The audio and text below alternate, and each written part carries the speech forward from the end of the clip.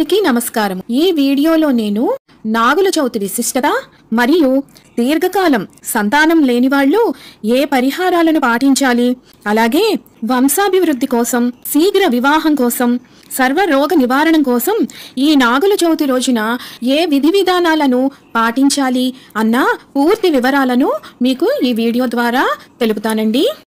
దీపావళి అమావాస్య తరువాత వచ్చే కార్తీక శుద్ధ చతుర్థిని నాగుల చవితి పండుగ అంటారు।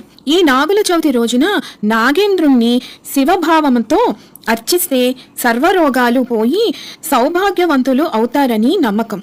మనం పాముకి పుట్టకి ఎందుకు పూజ చేస్తాము, పుట్టలో పాలు ఎందుకు పోస్తాము అంటే ఈ మానవ శరీరం అనే పుట్టకు 9 రంధ్రాలు ఉంటాయి, అవి నవరంధ్రాలు।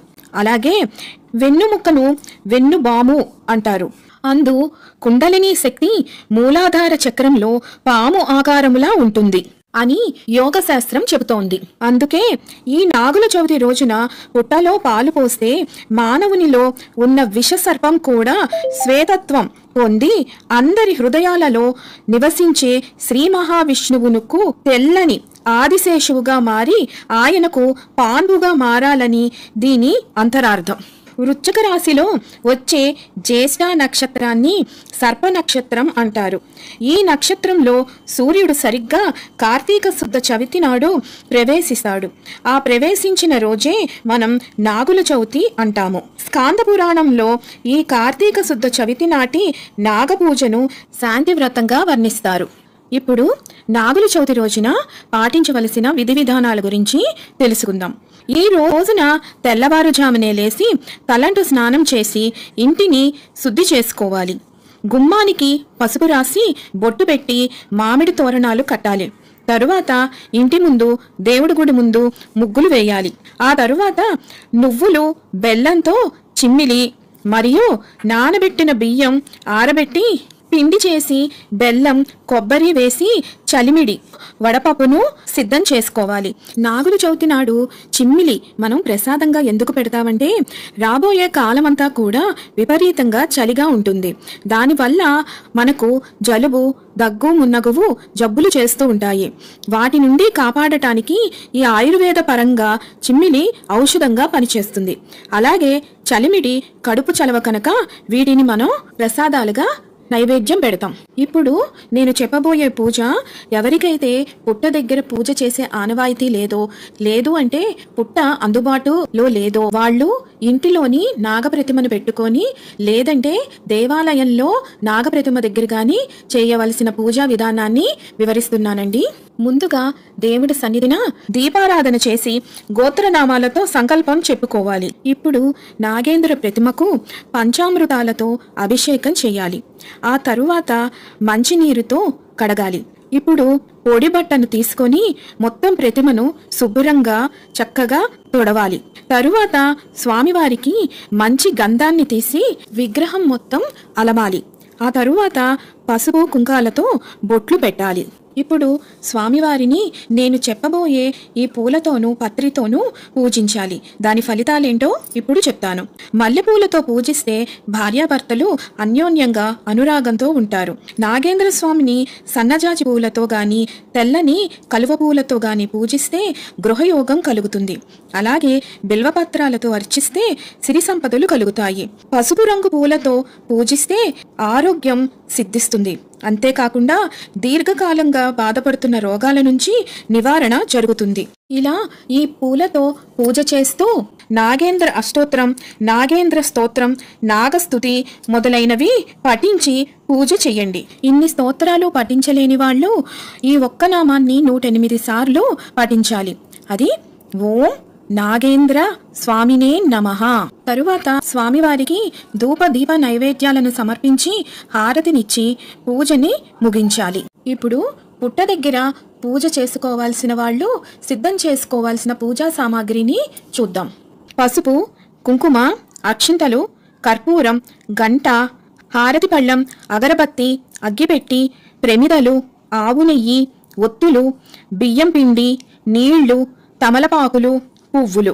వీటితో పాటు ముఖ్యంగా తీసుకువెళ్ళవలసినవి చిమ్మిలి, చలిమిడి, వడపప్పు, అరటిపళ్ళు, ఆవు పాలు, బియ్యం నూక వీటన్నిటినీ సిద్ధం చేసుకొని పుట్ట దగ్గరికి వెళ్ళాలి. ఇప్పుడు పుట్ట దగ్గర చేసుకునే పూజా విధానం గురించి తెలుసుకుందాం. పుట్ట దగ్గర కొంచెం నీళ్లు చిలకరించి బియ్యపిండితో ముగ్గు వేయాలి. దాని మీద పసుపు కుంకుమలు వేసి ఒక తమలపాకు పెట్టి దాని మీద 2 మట్టి ప్రమిదలు ఒకదాని మీద ఒకటి పెట్టాలి. ప్రమిదలలో నువ్వుల నూనె లేక ఆవు నెయ్యి పోసి 2 ఒత్తులు వేసి దీపారాజన చేయాలి. అందరూ ముఖ్యంగా గుర్తుంచుకోవలసినది, ఎప్పుడూ పుట్ట మీద చెయ్యకండి, పుట్టకు దగ్గరలో చెయ్యండి. ఆ తరువాత ఓం నాగేంద్ర స్వామినే నమః అంటూ చేతిలోకి కొంచెం చిమ్మిలి, చలిమిడి, వడపప్పు, అరటిపండు ముక్క ఆవు పాలతో కలిపి పుట్ట కన్నుల్లో 3 సార్లు పోయాలి. ఇక్కడ కూడా గుర్తుపెట్టుకోండి, కొంచెం శాస్త్రానికి పోయండి, లేదంటే అది పుట్టలో ఉండే పాములకు హాని కలిగిస్తుంది. ఆ తరువాత నేను చెబుతున్న ఈ శ్లోకాన్ని చదవండి. పాహి పాహి సర్పరూప నాగదేవ దయామయ సత్సంతాన సంపత్తిం దేహిమే శంకర ప్రియ అనంతాది మహా నాగరూపాయ వరదాయ చ తుభ్యం నమామి భుజగేంద్ర సౌభాగ్యం దేహిమే సదా. పుట్ట దగ్గర ముఖ్యంగా పఠించవలసిన 9 నాగదేవతల యొక్క స్తోత్రం. అనంతం వాసుకిం శేషం పద్మనాభం చ కంబుళం శంఖపాలం ధార్తరాష్ట్ర తక్షకం కాళియం భజే. ఇప్పుడు నేను చెప్పబోయే శ్లోకం దీర్ఘకాలం సంతానం లేని వాళ్ళు ఈ రకంగా ఈ శ్లోకాన్ని పఠిస్తూ చేతిలోకి బియ్యం నూకను తీసుకొని పుట్ట మీద చల్లుతూ ఇలా స్మరించండి. పసుపు కుంకుమ వేసేటప్పుడు తోక తొక్కితే తొలగిపో, పడగ తొక్కితే పారిపో, నడుము తొక్కితే నా వాడనుకో, నూక వేసేటప్పుడు నూక నువ్వు తీసుకుని మూకను మాకివ్వు, చిమ్మిలి వేసేటప్పుడు చిమ్మిలి తిని చిరునవ్వుతో చూడు, చలిమిడి వేసేటప్పుడు చలిమిడి తిని చల్లగా చూడు, పాలు పోసేటప్పుడు పాలు తాగి పారిపో అని స్మరించుకుంటూ నూకను పుట్ట మీద చల్లాలి.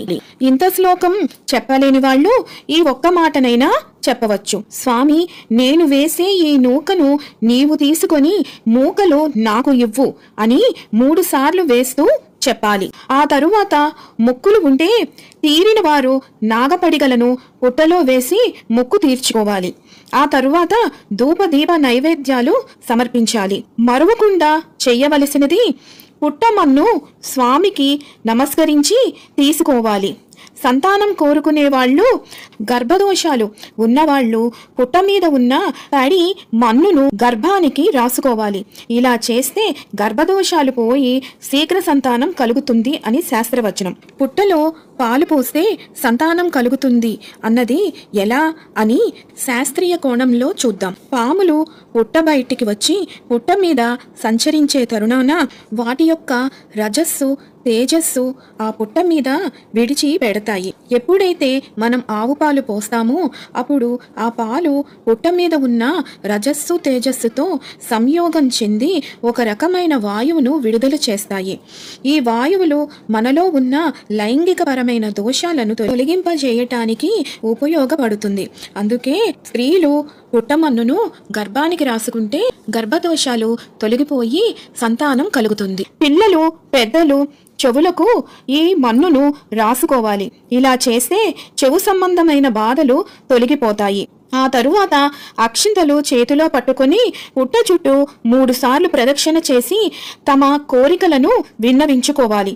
ఆ తరువాత హారతి ఇవ్వాలి. పూజంతా అయిన తరువాత ఎవరైనా ముత్తైదువుకు పండు తాంబూలం ఇవ్వాలి.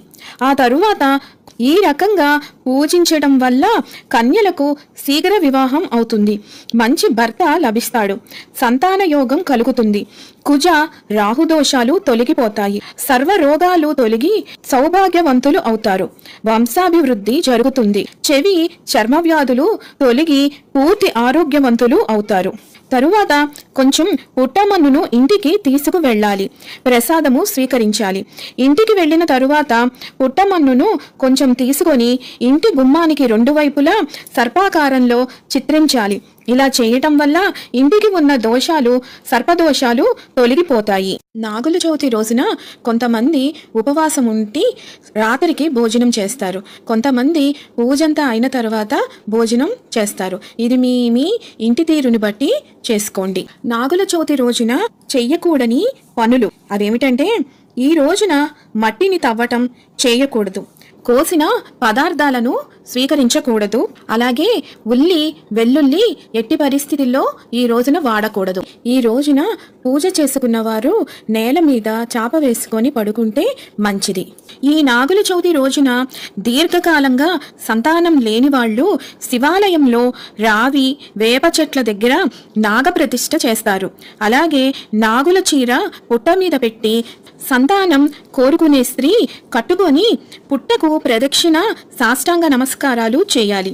ఇలా ఈ రోజు చేయడం వల్ల శీఘ్ర సంతానం కలుగుతుంది అని ఋషివాక్కు. ఇప్పుడు కలిదోషం నివారణకు నాగుల చవితి రోజున పఠించవలసిన శ్లోకాన్ని చూద్దాం. కర్కోటకస్య నాగస్య దమయంత్యా నలస్య చ ఋతుపర్జస్య రాజర్షేహ కీర్తనం కలినాశనం అని ఈ శ్లోకాన్ని పఠించాలి. విన్నారు కదండి, నాగుల చవితి రోజున చేయవలసిన పూజా విధానం, విధి విధానాలు. మరొక వీడియోతో మళ్ళీ మిమ్మల్ని అందరినీ కలుసుకుంటాను. సెలవు మరి. సర్వం ఈశ్వరార్పణమస్తు. స్వస్తి.